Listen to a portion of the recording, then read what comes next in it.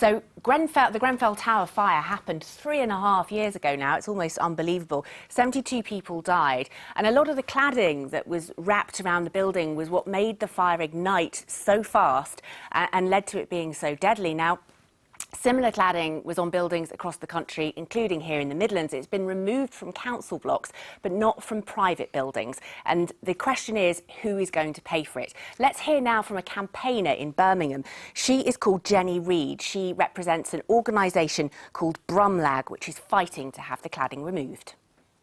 Hi, I'm Jenny. I'm a first-time buyer in Birmingham and I bought my flat in February 2019 and subsequently found out that my home isn't safe and I face bills of anywhere up to £50,000 to fix it. We're also under continual threat of losing our buildings insurance, which is very stressful and has serious consequences. I'm really pleased that this issue is getting more attention in the media, in government, but you know, 3.5 years since Grenfell, it's past time for talking.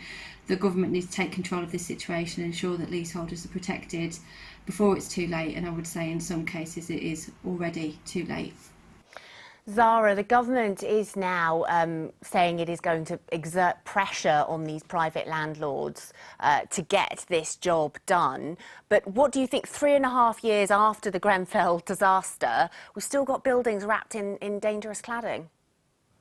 I think that's absolutely horrific that an avoidable tragedy like the Grenfell fire, which 72 people died in, hasn't led the government into immediate and far-reaching action. The fact that millions of people are still living in unsafe properties is shocking. And like the report mentioned, that mental health impact that it has on people who are forced to pay for fire safety costs, the fact that their insurance premiums have skyrocketed, and the fact that they also can't sell their homes, I think speaks to that story that I've heard locally as well. And I think what makes this story even worse is that property developers who took advantage of lax regulation, who cut corners and built homes on the cheap, are still making fortunes while refusing to pay for this work. So it's really important that the government makes these people pay for the cladding work, not the public and not leaseholders. Well, let's hear now actually from the Housing Minister, Chris Pincher. This is what he said in the House earlier this week.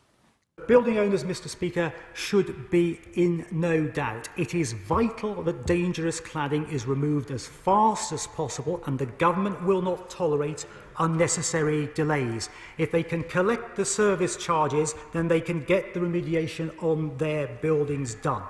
Tough words from Housing Minister and Tamworth MP Chris Pincher there.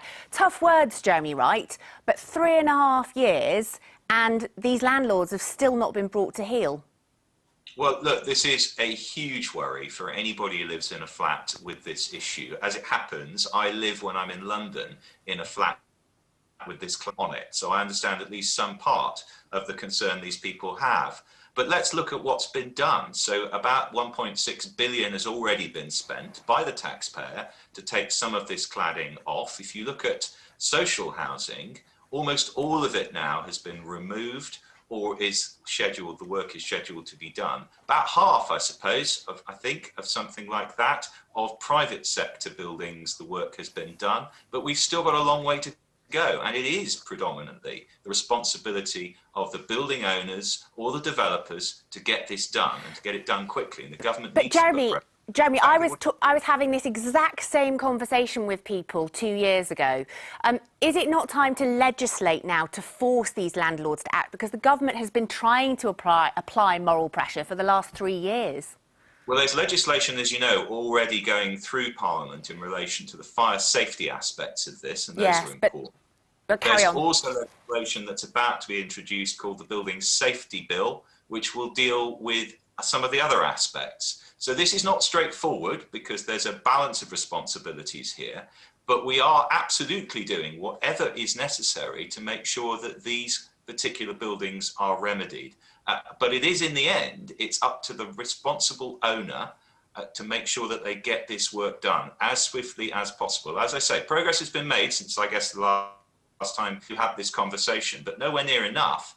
And I think we need to make sure there is more. OK, all right.